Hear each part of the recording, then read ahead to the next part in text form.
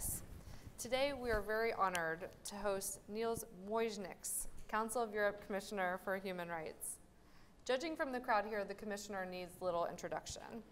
He is known to many of us in the human rights community for his tireless advocacy for human rights, especially for the most vulnerable, including children, the elderly, persons with disabilities, and the Roma.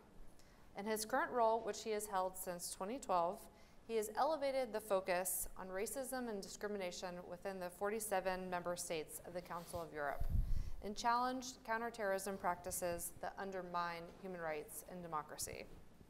Over the past year, the Commissioner has been particularly focused on the rights of refugees and migrants in Europe, given the crisis there, and the impact of the war in Ukraine.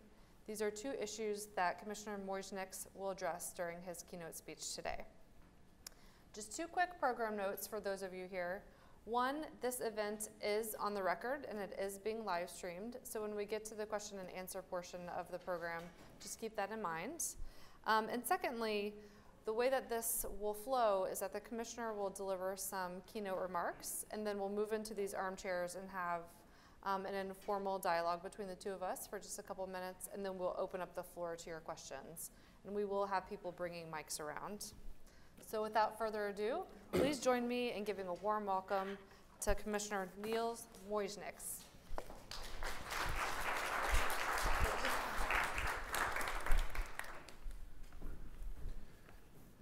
Thank you, Shannon. Good morning, everybody. A few words of introduction. I can assume no prior knowledge of the Council of Europe, I've discovered in America. So let me explain to you where I'm coming from and what my job entails. When I studied political science in the US, I never heard of the Council of Europe. And I don't know if that reflects on my education or on the lack of importance of the Council of Europe at that time. This was before the mid-90s when the Council of Europe got a new lease on life after the fall of communism. Many confuse the Council of Europe and the European Union. A couple of key differences. Geography. The Council of Europe is much bigger, 47 member states. We include all of the 28 member states of the EU, plus many more, including countries such as Russia, Turkey, Ukraine, all the countries of ex-Yugoslavia, as well as countries like Norway and Switzerland and Monaco. And all of them have human rights problems. Another difference, I think, is a fundamental focus of the EU is the common market, common currency, visa-free travel. The Council of Europe likes to see itself as a guardian of democracy, human rights, and the rule of law. And I like to say that the EU is very rich in resources, and the Council of Europe is rich in another way. We're rich in human rights standards. The landscape of the Council of Europe is basically, we're based in Strasbourg, France, and the center of the organization is the Court of Human Rights, the European Court of Human Rights. It's a transnational court that people can apply to after they've exhausted all domestic remedies. And the court on a daily basis passes legally binding judgments on the member states. And member states on a daily basis change their laws or pay compensation to victims. This is something, I think, pretty inconceivable in the American context, but it happens a lot in Europe. If the court is the judiciary, there's also an executive and a legislative. The executive is a committee of ministers of 47 ambassadors. There's a big civil service of about 2,000 people, run by a secretary general. And there's a legislative body called the Parliamentary Assembly of the Council of Europe, representing parliaments from all over Europe. There are a number of human rights monitoring mechanisms. The most well-known one is probably the Committee for the Prevention of Torture. It goes into places of detention, psychiatric institutions, police cells, and does some really good work in very tough places. And then there's my office.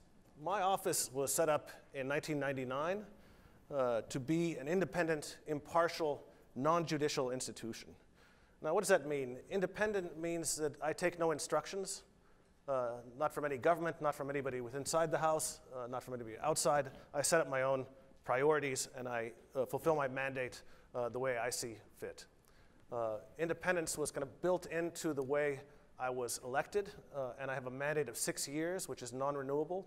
So I don't have to begin lobbying to be re-elected halfway through. I can do what I think is right until the last moment. And I have my own team of 25 people to help me. I'm supposed to be impartial, which means I can't spend all of my time in Russia or Turkey or Azerbaijan. I have to cover all 47 member states. And non-judicial means I cannot force member states to do anything. I have to raise awareness, I have to persuade them, I have to shame them, I have to provide political and legal ammunition to those who want to push for change. I do have the power to intervene as a third party before the European Court of Human Rights, and this is a power that I've used increasingly over the last couple of years. The core of my work is country work. When I go to a country, I identify 2 or 3 topics of priority concern or priority interest. We do a lot of background work, and then I go to the country and meet everybody who might be a relevant interlocutor, starting with NGOs, ministers, parliamentarians, experts, ombudsmen, presidents, princes, you name it. I do site visits. I go to psychiatric institutions, I go to migrant detention facilities, I go to shelters for battered women, I go to Roma settlements, I go to prisons, I go to squats, I go to the dark underbelly of every European country. And believe you me, there is one to find everywhere. We write a report with recommendations, and then I follow up by meeting with ministers, by writing letters, by doing media work, and then I go back. I've done country visits with reports to 29 countries in Europe. Some countries I've been to many times. For example, Ukraine, I visited 5 times in the last year and a half. But I'm trying to make the rounds and cover all 47 member states. Now, the 2 human rights challenges that have consumed much of my time and energy over the last 2 years, in particular, are Ukraine and the issue of migration and asylum. And I think that these are challenges not only to human rights, they're challenges to the way that Europe functions, to our institutions, to our values, and to political unity in Europe, such as it exists. I think Ukraine is the biggest challenge to the post-war legal and institutional order in Europe. First time that borders have been changed through the use of force. Migration and asylum are issues that are among the most divisive right now in Europe. They're tearing Europe apart, and they're putting into doubt one of the key achievements of European integration, which is freedom of movement. I think we're witnessing right now the ongoing collapse of the current European system for migration and asylum, and I will analyze that in a bit more detail in a minute. But let me start with Ukraine.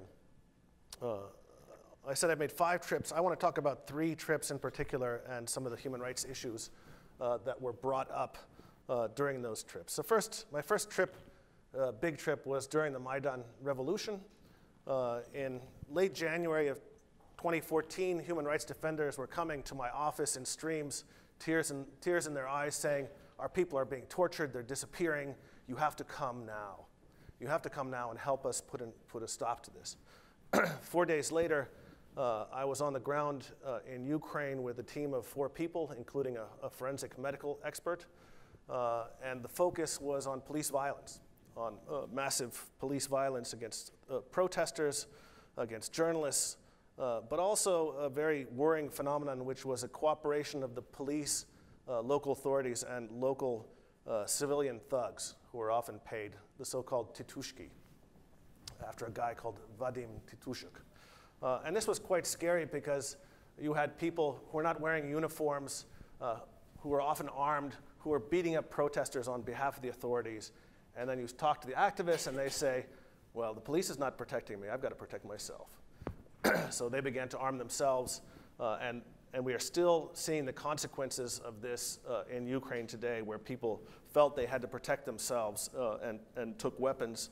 You have a lot of irregular formations of people with weapons outside of the normal police and law enforcement.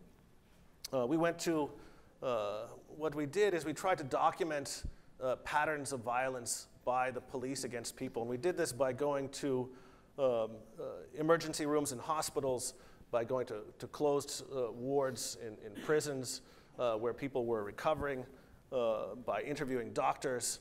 And we did this in Kiev, in Dnipropetrovsk, in Zaporizhzhia, and in Vinnytsia, interviewing more than 50 victims. And I confronted the authorities on the Titushki at the time, on the police violence.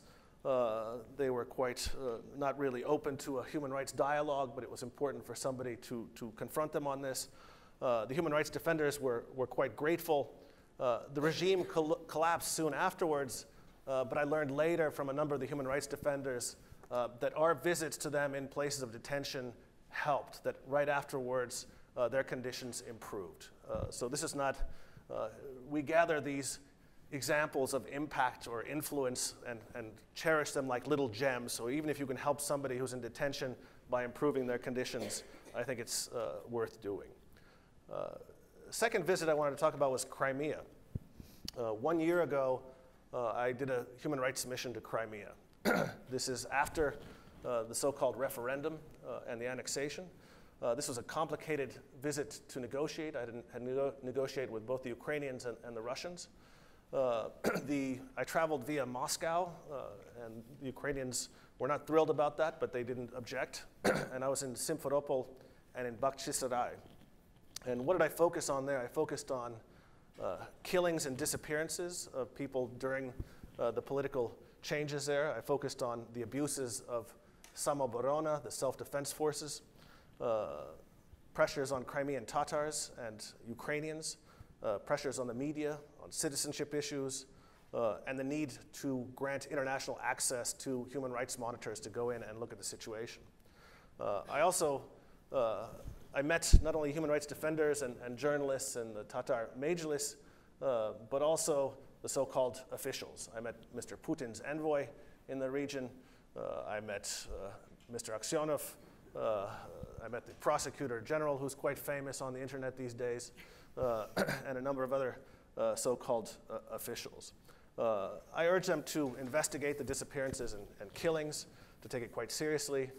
I confronted them about Samoborona. I said, what are these self-defense forces? I didn't know that Russian legislation foresaw such a thing. I urged creating space for not only the ethnic minorities, but those who disagreed with the political changes that had taken place. So there has to be a space there for people to disagree peacefully with what has happened. And also to provide international access. The Russian response was quite emotional. They were quite upset with my report. They thought it was unbalanced. They thought I didn't give enough credence to the official information given from the local authorities. If we had actually quoted what the authorities said there verbatim, they would look much worse than they do. The situation has only deteriorated since a year ago.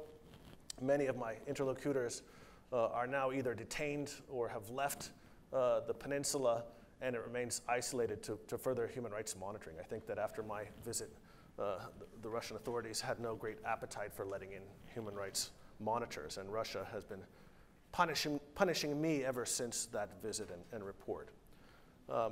This last summer, the most interesting trip was to Donetsk, to rebel-held Donetsk in the east of Ukraine. And this was done in cooperation with the UN, which is doing a fantastic job in Ukraine in general and in Donetsk in particular. They facilitated contact with the separatists. They took us to Donetsk in their armored car, although they warned me.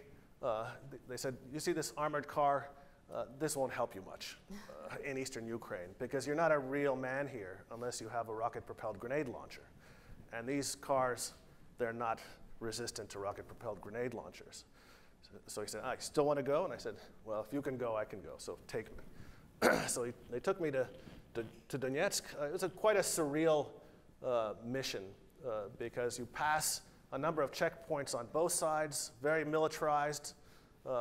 Ukrainians have dug a series of trenches with pillboxes, dug in tanks. They're ready for an offensive from the other side, and they're ready to defend themselves. On the rebel-held side, it's quite bizarre. After you pass the checkpoints and you enter the city of Donetsk, initially there's a semblance of normality. You see trams, you see cars, you see people walking around. But then if you take a closer look, you see that all the stores are bankrupt and out of business. None of the cash machines work. Gasoline stations don't work. And there's this eerie feeling, and there's a curfew every night from 10 o'clock, so the city's dead. But there are a lot of people still there, trying to live a more or less normal life. When I was there, I met international NGOs doing humanitarian work there, Médecins Sans Frontières, people in need, the usual suspects. I also met international organizations, including all the UN agencies working there. But I also met some of the so-called officials. I met their so-called foreign minister. I met the deputy head of the administration, children's ombudsman, deputy ombudsman. I saw 2 hospitals, and I saw a bombed-out area of town in which certain people were still living in buildings that were virtually collapsed. The so-called officials said they had been waiting for my visit, and they welcomed it. What they were really interested in was how they could use the European Court of Human Rights against Ukraine, how this worked, how they could use this mechanism to hurt Ukraine. I basically saw what they wanted me to see. I was there for a relatively short period of time. I focused on the humanitarian situation, on freedom of movement. My overall impression was one of growing isolation of the region from the rest of Ukraine. Because of security concerns, because of a permit system introduced by the Ukrainian side, because of the checkpoints which were rife with corruption, but also because of the Ukrainian decision to stop paying salaries and benefits to people living in the rebel-held areas. And what this meant is that increasingly you have rubles displacing hryvnia as a currency. I was told that a couple of months ago, you had in each big grocery store, you had a couple of cash registers taking hryvnia and a couple taking rubles, and now it's almost all rubles. And you have kids being born without birth certificates, kids finishing school without internationally recognized diplomas, and so on. So we've seen this before, and what I urge the Ukrainian authorities to do what was in their power to slow the growing isolation of this region by being flexible in terms of paying benefits and salaries, by easing up the pension system, by providing humanitarian access as easily as possible.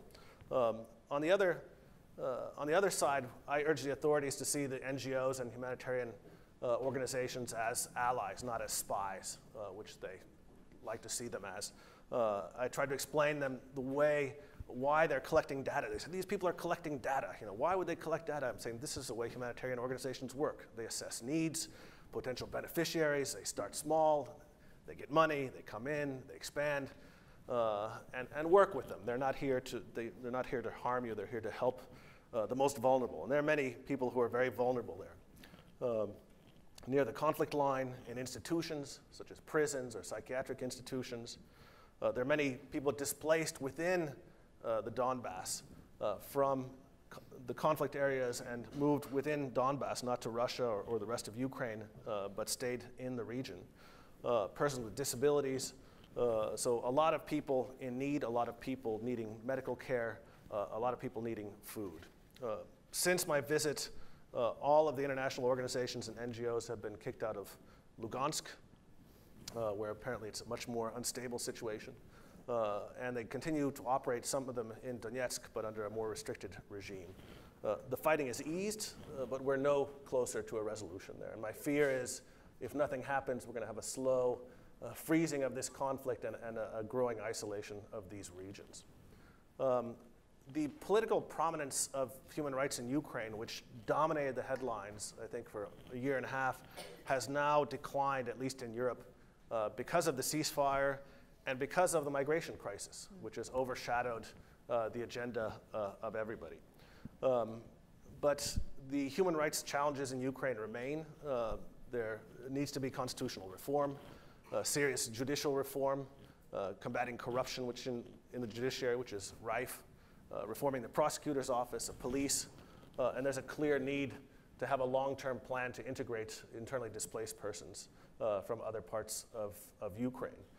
These reforms are quite difficult when you're at war and you have no money, but I was quite struck. The normal signs of economic crisis that I've seen in other countries, including my own in Latvia, I didn't see in Ukraine. What are the visible signs of economic crisis? In Latvia, it was stores that had gone under, empty. It was pensioners begging in the streets, and it was fewer cars on the road. Don't see any of that in Ukraine. Apparently the crisis is affecting a lot of people. It's hidden, but so much of the economy is the unofficial economy, the gray economy. It doesn't show up in official statistics. So I take them with a big grain of salt. What are we doing there? We are working closely with the UN to try to help the Ukrainians think long-term about their human rights needs, to develop a national human rights action plan. We kept on telling them, you've received such great advice from us, from the UN, from others. Put all of this advice together in a long-term plan and implement it, and then you'll be in a better place in a few years' time. The second big challenge I wanted to discuss was migration. I've done migration-related country work in about 15 or 16 countries in the Council of Europe, including all the ones touching the Mediterranean. The problems are not new.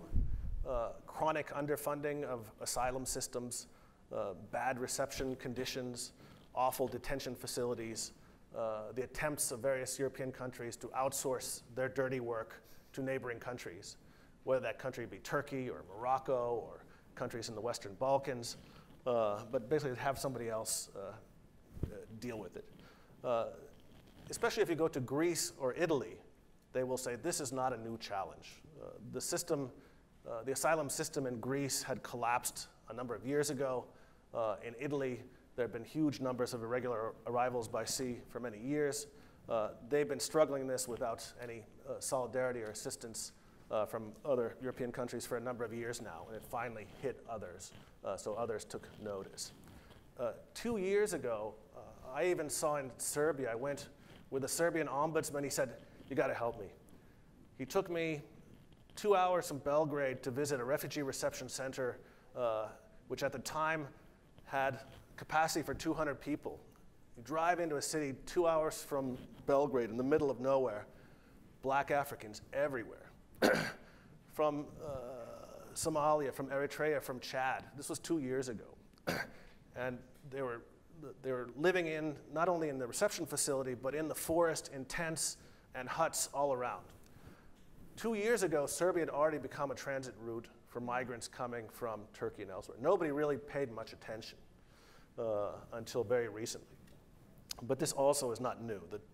The numbers are new, but the route is not new. The problems, the tensions, the underfunding, the strain has been there for some time. Over the last 2-3 years, I began to encounter Syrian refugees everywhere I went. I encountered them in Armenia. There are more than 10,000 Syrian Armenians who have fled to Armenia. Armenia is a very poor country.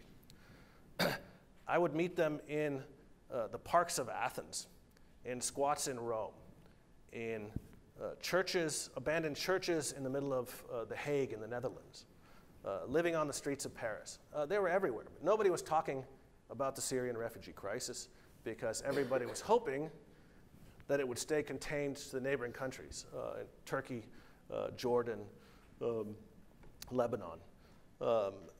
So in December of 2013, I decided to try to follow the route that the Syrian refugees were taking at that time.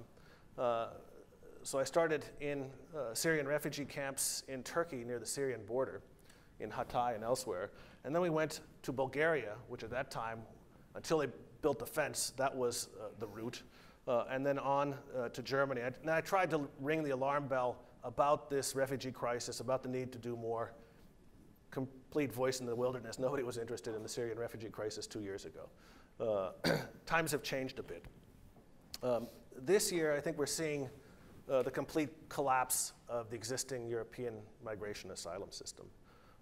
What are the signs of this collapse?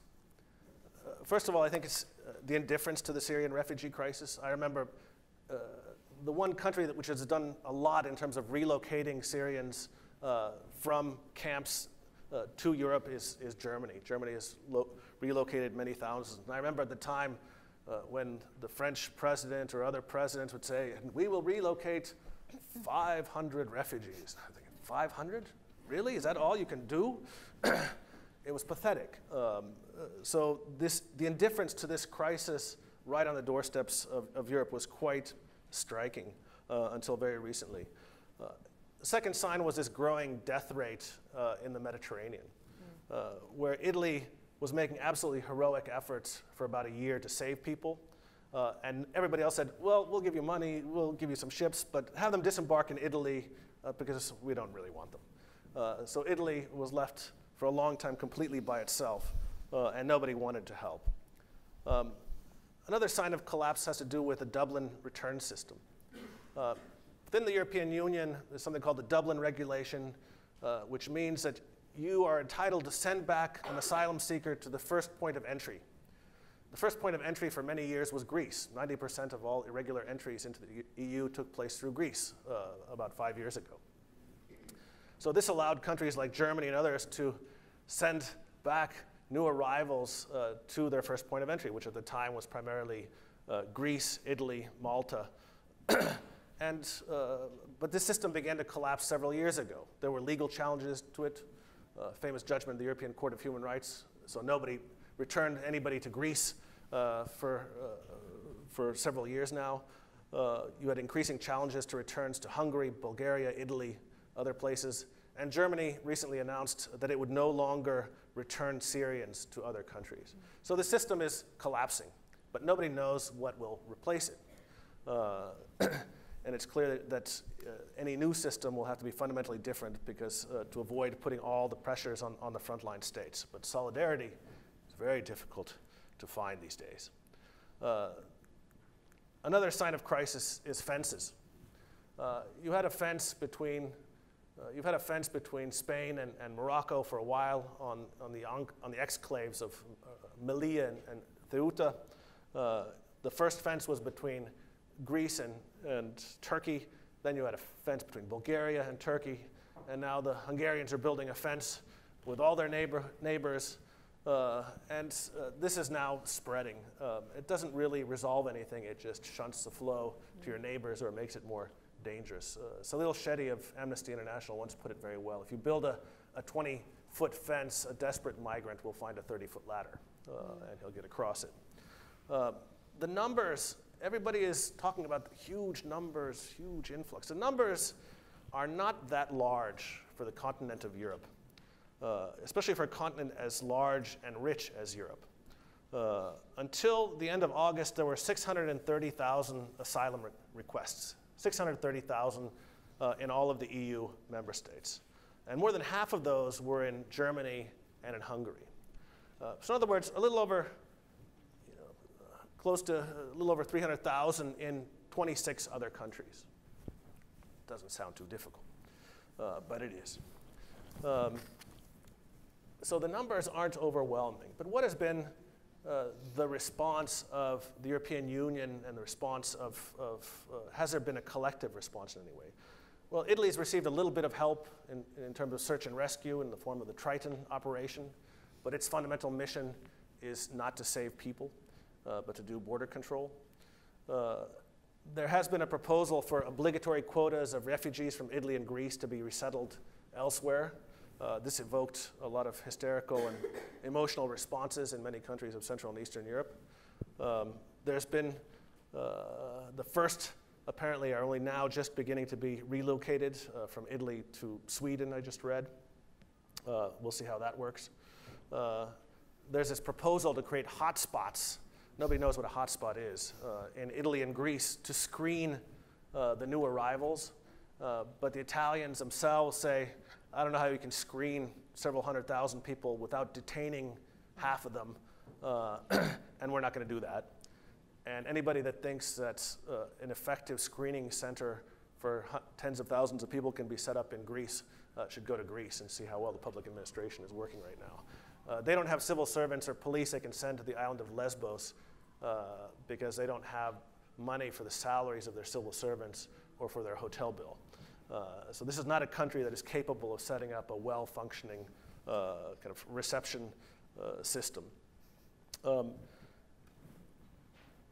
There are some attempts to engage Turkey now. It's quite difficult. Turkey's in a pre-electoral period. They're happy to take European money. but I would view with skepticism any of their promises, oh, we'll stop the flow of people. How can they do that without pulling back people on boats trying to leave Bodrum and arrive in Lesbos? I don't see how it can be done in a human rights compliant way. But Europe is flailing, trying to stem this, this influx. And then I think, let's assume things continue the way they are. There's no European cooperation, every country for itself. Where will we be about a year from now? How will this end up? And the vision, the nightmare I have is that all the Schengen countries have very high fences around them. There are many fences and border controls within the EU. So in other words, Schengen's pretty dead. You have many migrants stuck in places like Serbia, former Yugoslav Republic of Macedonia, not to speak of Turkey, and they don't really want to be there. That was not where they wanted to go. And Greece and Italy are back where they started, with no help from their European colleagues. And we have the rise of populist and anti-European parties in the political scene. This is, to me, this is a default scenario if there's no progress at European level to work together. Well, what can the Council of Europe do? What can I do in this dire situation? Well, as I said, the Council of Europe is rich in standards. We have a lot of standards which we can remind countries of, standards from the European Convention on Human Rights and the Committee on the Prevention of Torture. These standards need to be held up, and we need to remind countries of what they signed up to. The Council of Europe has a development bank in which you can give very cheap money to countries that want to set up housing facilities, reception facilities, and so on. The EU gives plenty of money for detention centers. Travel around Europe, you see brand spanking new detention centers everywhere. This is a big priority for the EU. I think the Council of Europe should focus on other things. The Council of Europe has both EU and non-EU members, destination countries, transit countries, and I think it's a good forum for dialogue and exchange of best practices. And there's my office. I can continue doing the country work. I just published a big report on Germany and how they're coping with it. We'll soon have a report on Belgium. I'm going to Hungary soon, to Cyprus. But I think it's important that we engage the media and civil society as well. One thing I got tired of was this narrative of panic. Oh, we can't cope, we're being inundated. So we tried to publicize good civil society initiatives of solidarity, of helping people. It's called Rays of Hope. It's on our Facebook page, and we're trying to and you see some fantastic initiatives, even in countries with the most nasty xenophobic governments. So there are a lot of good people out there doing good things, and I think it's important to empower them. I intend to intervene at the Court of Human Rights on a number of migration-related cases soon, and key partners of mine are human rights defenders and national human rights structures. And of course, I'll engage the EU as well. They've invited me to come visit Frontex. They said, stop criticizing us, come talk to us, come have a look. So I said, all right, I'll come. But I think the EU has a lot of work to do, and we have a lot of, I think everybody has a lot of work to do on migration and other human rights issues as well. I'll stop there. Thank you for your attention, and I'll be more than happy to take your questions.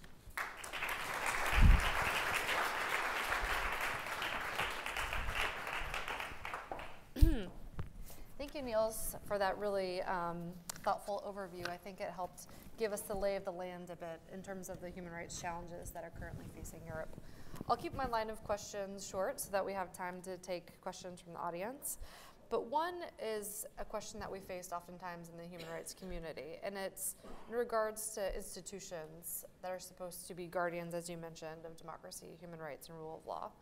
And that is whether you have problem countries like Azerbaijan, Turkey, Russia within the tent so that you can engage them in trying to change their behavior, or if it gets so bad that you have to sort of expel these countries in order to maintain the credibility of the institution. Mm-hmm. So I'm curious about your views on that within the context of the Council of Europe. Mm-hmm.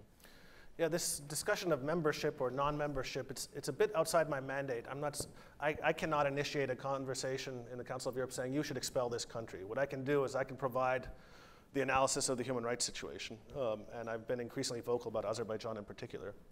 What I find worrying is that some of the things happening in Azerbaijan undermine the functioning of the system itself, where you have judgments of the court saying, release this person immediately. He was put in jail to silence him, and he should not be in jail. You should release him. And 6 months later, they have not yet released him. When defense lawyers are barred from doing their work and called as witnesses so that people cannot use their legal defense, or when additional charges are filed against people once they have filed a claim to the European Court of Human Rights. And then this destroys the essence of the system itself.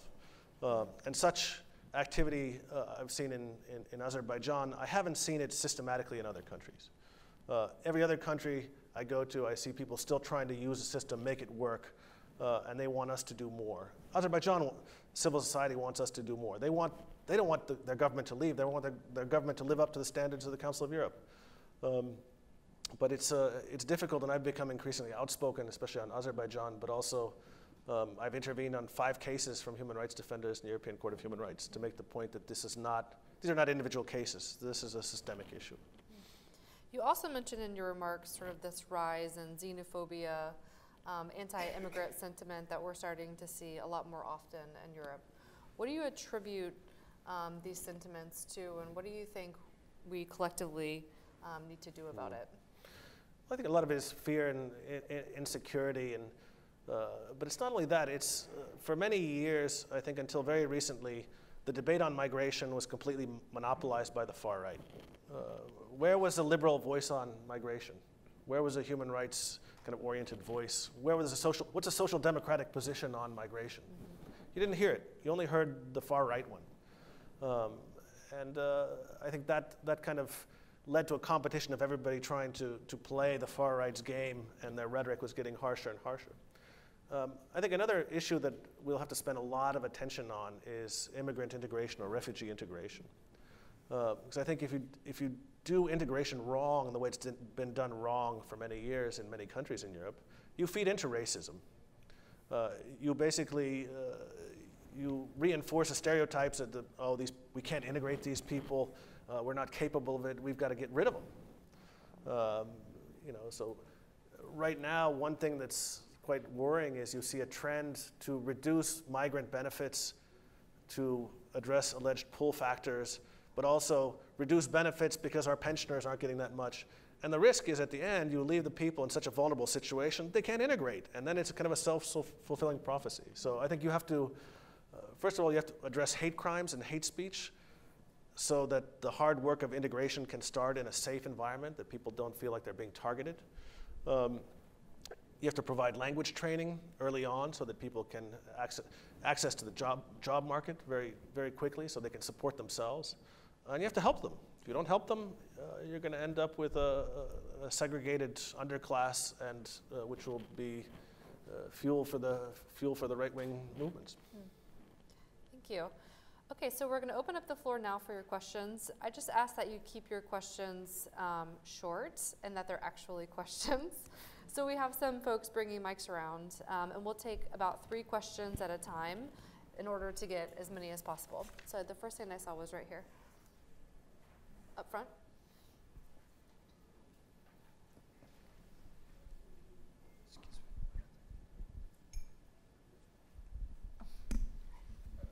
Good morning, Dr. Neil, ladies and gentlemen. Dr. Neil, thank you for your presentation. My name is Rosemary Seguero. My organization is called Hope for Tomorrow.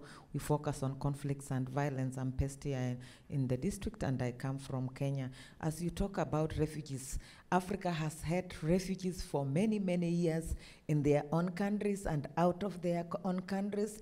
Syria and other countries are coming in, like Ukraine. How do you look at that, looking at affordability of these refugees, living like human beings, affordable houses, high-rise, just 1 bedroom, a kitchen, and a space for children and women, instead of living in such a, because you cannot do this alone. It is very, very, very hard to deal with refugee situation, which we've been speaking for years and years. What is the solution, and how can we work together just as people, not with resources, but make this refugee life better in, resettling them instead of getting on the air like the Africans who perished in the water recently, going for refugee. How do you deal with such a situation? This is all about poverty related. How do we work together to protect and prevent this happening all over the world? Thank you. Right here in the red jacket. Good morning, and thank you. I'm wondering if you could speak about the word relocation that we hear so much about. Does relocation mean that, let's say, Germany agrees to keep them for a year or two, and if so, then what? Or does relocation mean that they're now on a path to citizenship and then they can stay in perpetuity? And does it differ between migrants and refugees? There's a question back here in the back.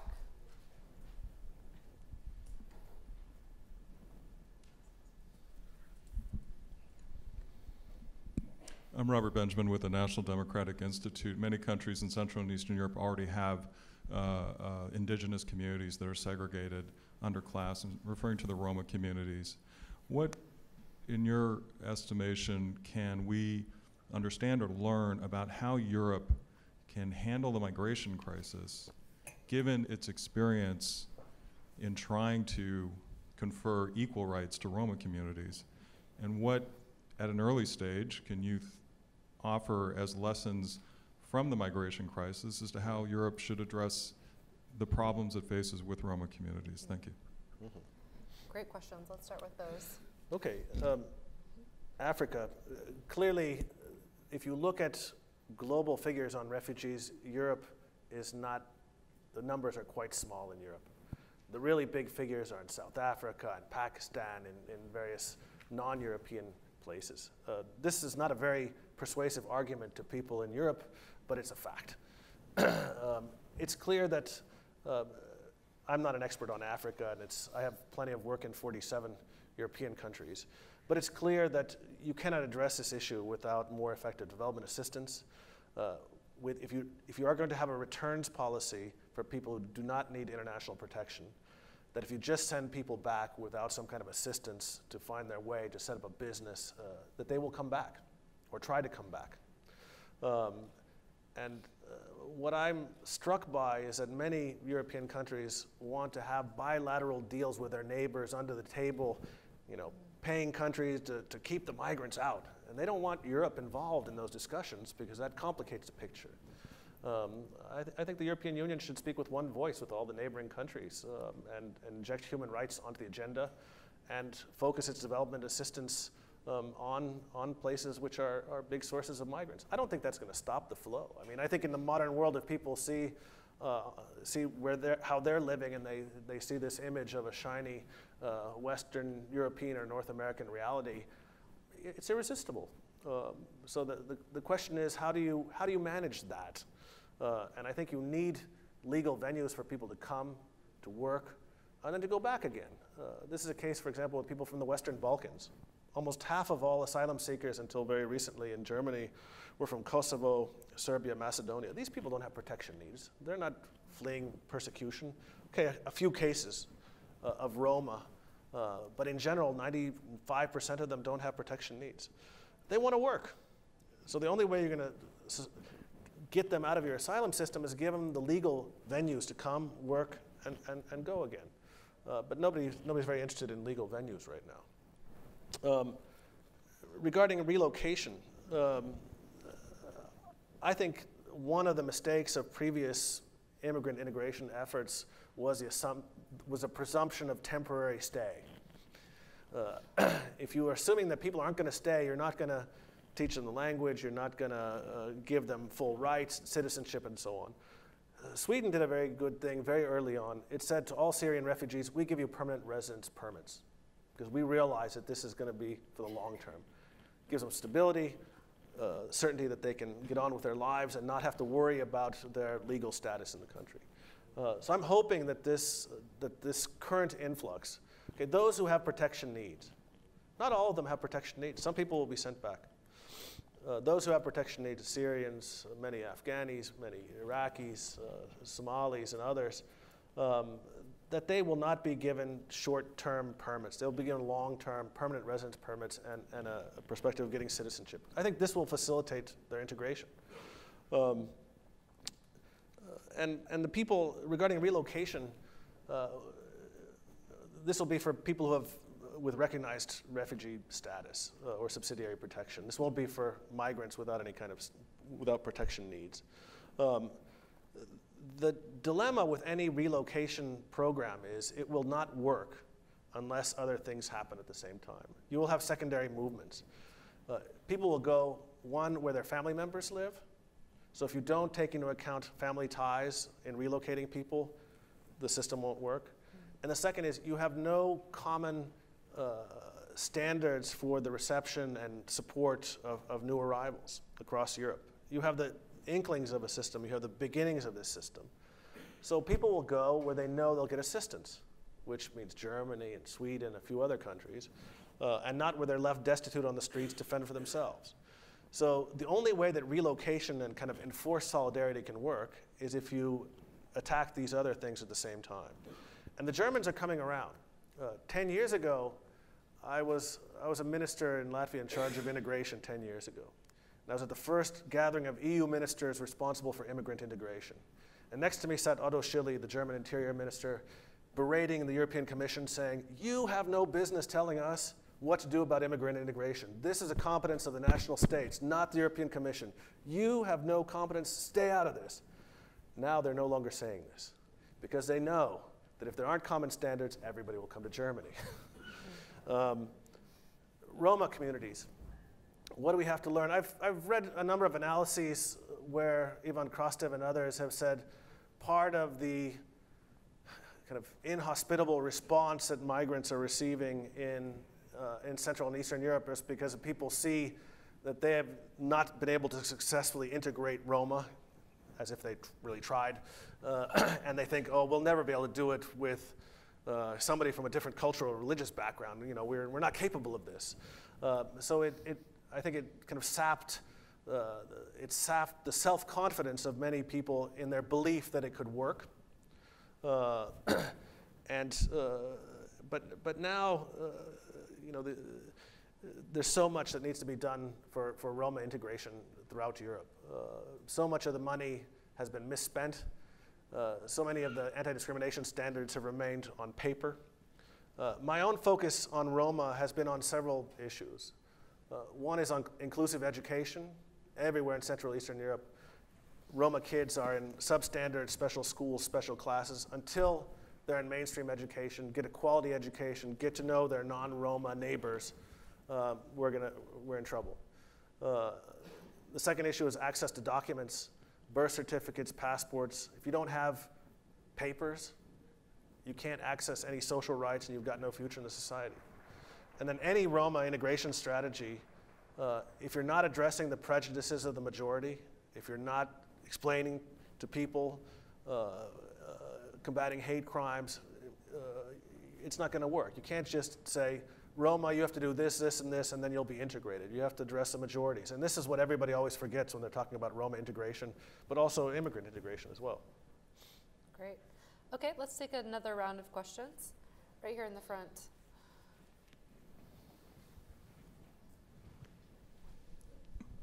Thank you for the floor. My name is Yulia Serbina. I'm from Ukraine. And here have my fellowship in IFES. Last year, I also worked for the UN Human Rights Monitoring Mission to Ukraine in Odessa office.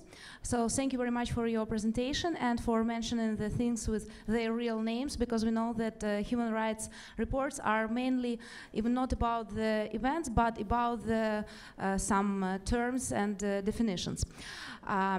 Thank you so much for the work which your office makes in Ukraine for promotion of human rights. Meantime, in your presentation, you didn't mention the promotion of human rights in occupied Crimea at the in current period. Does it mean that Crimean issue remains out of agenda of the Council of Europe? Or maybe Council of Europe needs some additional mechanisms for promotion of human rights there.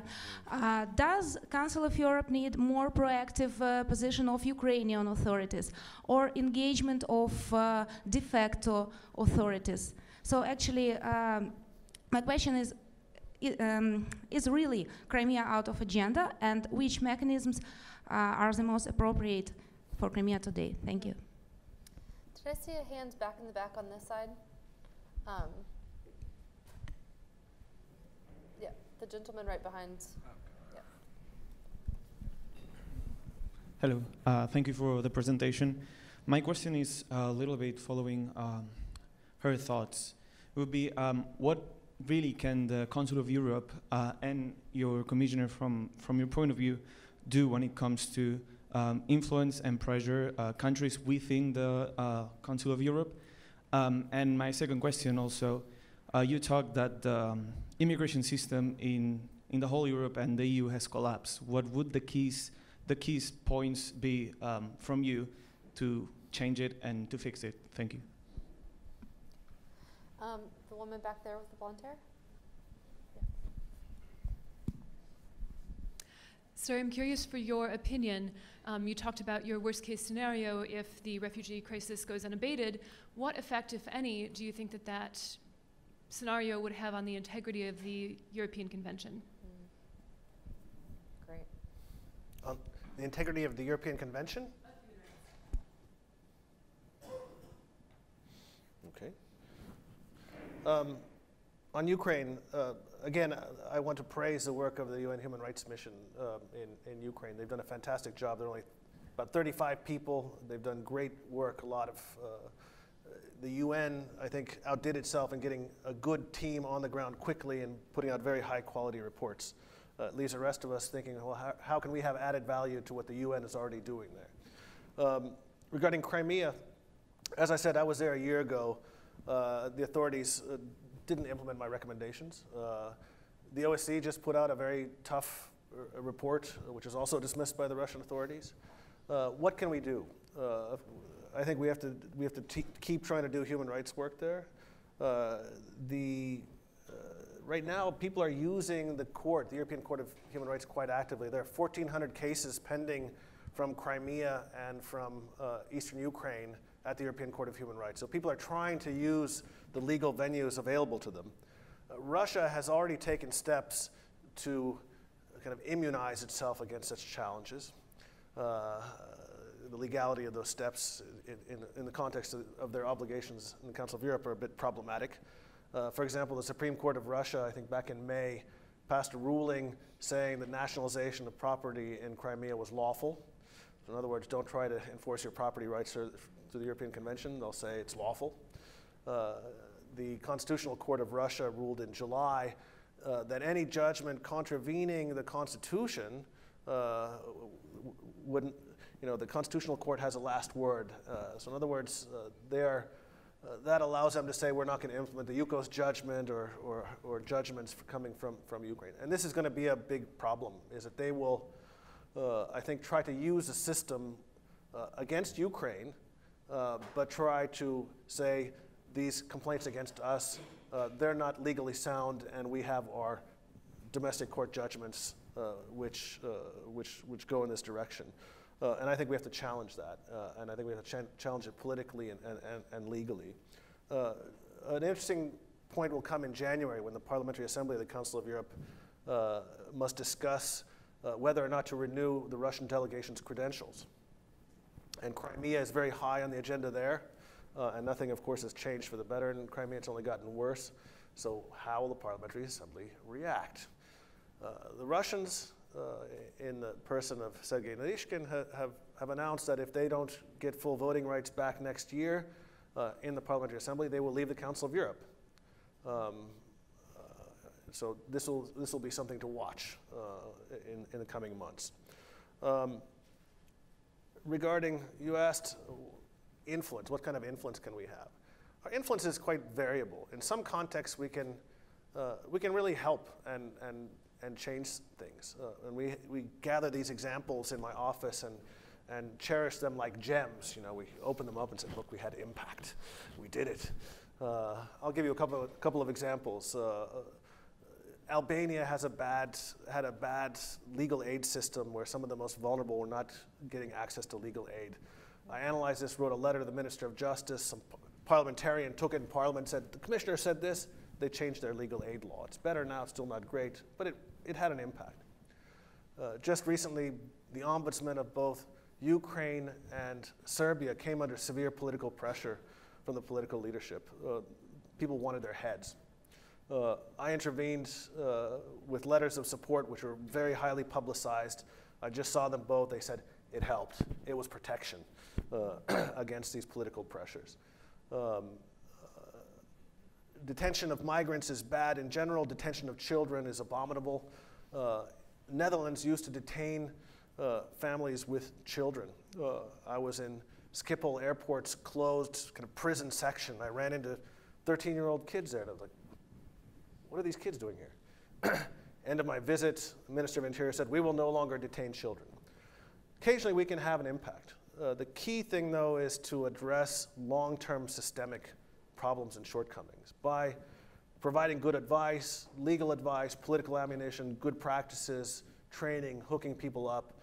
Occasionally you have this immediate impact, but I like to think that this is a game for the long term. So we have to think long term how we can help countries improve their system. What's my solution to the migrant crisis? I don't have any short-term fixes, but I already mentioned the long-term fixes. I think you need legal venues for people to come. I think you need to really ramp up resettlements from countries neighboring Serbia. I think there's an emerging consensus behind the scenes in Europe. We hate these chaotic arrivals of people. We can't cope with them. But one thing we can do is we can ramp up resettlement directly from Lebanon, Jordan, Turkey. But it's very difficult to do in the current context when people are coping with these chaotic arrivals. But I think that's the future, is really ramped up resettlements. That won't stop the influx, but I think it will make it much easier to manage. I think you need, as I said, reform of the Dublin system, taking into account family ties and harmonizing integration support. I think we need much more discussion of family reunification and humanitarian visas. And we need to use the development assistance, and the EU gives away so much money, to much better effect to address the root causes of the reasons why people are leaving. The European Convention. The European Convention, how will it affect the European Convention? Well, the European Convention doesn't have standards. I mean, Schengen is a European Union treaty. So if Schengen collapses, that doesn't affect the European Convention. European Convention affects access to asylum procedures. It affects a prohibition of pushbacks or collective expulsion of foreigners, treatment upon arrival, whether or not people are detained, in what kinds of conditions, for how long, whether it's lawful, these kinds of things. So we are looking at now transit zones, at procedures, are they in line with the convention? So if this happens, we will continue to look at pushbacks, we will continue to look at access, continue to look at conditions of detention. It just means that one of the fundamental freedoms of the EU has turned out not to be as robust as everybody hoped. And the danger is it's happening not only within the EU, it's happening with neighboring countries, but it's happening in a weird, chaotic way. So on the one hand, you have the European Union saying to Serbia and Macedonia, please keep your Roma. If your Roma keep on coming and asking for asylum, we'll have to suspend the visa facilitation agreement. And then the Macedonian and other authorities take bad steps to keep the Roma from leaving. At the same time, you have Merkel now and the European Commission talking with the Turks, saying, "Oh, we'll give you a free movement of people soon. You know, if you take our money and keep the refugees, and we'll give you visa facilitation for Turks." A bit schizophrenic. I don't see how it can work, and I don't believe that the rest of the European countries will sign up to it. So it's a bit chaotic what's happening right now, especially at the European Union level, because the positions between member states are so different, and it's so difficult to come with a European response. And this is why, for example, with Hungary, I don't blame them for putting up a fence. They're not the first. And they were waiting for Europe to come in. I blame them for organizing racist campaigns aimed at their population, to immunize the population against compassion. That's what I blame them for. But this is a broader, it's a mess right now, and it's going to take a while for it to have some kind of semblance of order again. Well, we're almost out of time, so I wanted to take the prerogative of asking the last question, which is, as you look towards the second half of your mandate, What do you think your priorities will be? Do you think they'll be pretty consistent with what you laid out today, or do you see other human rights challenges on the horizon that you're going to have to address? I think there are many human rights challenges on the horizon. A new issue that I've begun to address in a lot of country work is counterterrorism and human rights. Democratic oversight of security services, bad surveillance laws. So this will remain a topical thing as the terrorist threat remains relevant. The need to bolster democratic oversight and to human rights proof laws will be very topical. So that's one issue. I think a challenge, we have some of the countries that we mentioned before, like Russia and Azerbaijan, which pose a challenge to the European human rights system. But you have countries like the UK, which poses a challenge to the European human rights system as well. They're the only country that have said straight out to the European Court of Human Rights, we will not implement this judgment because you have no right to rule on this, on prisoner voting rights. Countries don't usually do this to the European Court of Human Rights. And they don't understand, I've been trying to tell them, you can't cherry pick which judgments you implement. If this becomes a common practice, the whole system collapses. The UK is now in a very interesting debate on revising their their Human Rights Act, maybe rescinding it altogether and putting a British Bill of Rights. What does this mean? What does this mean for their position in the system? What does this mean for their constitutional structure? Many people haven't noticed, but the European Convention and the Human Rights Act are embedded in the Good Friday Agreement and in the Act on Devolution to Scotland. You talk to the Scots and the Northern Irish, they say, we will never sign up on this. So if Westminster moves forward and dismantles the Human Rights Act and changes fundamentally the relationship with Strasbourg, this will have very serious echoes on their constitutional structure. Another issue right now, what's happening in Spain with Catalonia? How do we deal with this? And of course, I think internet and human rights is it's a topic now, but it's going to become more and more urgent in coming years as certain governments try to use it to limit not only freedom of expression, but freedom of assembly and freedom of association. So to me, this is a key issue that we have to be addressing in the coming years. Great. Well, I want to thank all of you for your very active participation, and especially Commissioner Muižnieks for his really thoughtful comments, and I think really helping us understand what's going on in Europe and what are some of the key human rights challenges. So please join me in thanking him.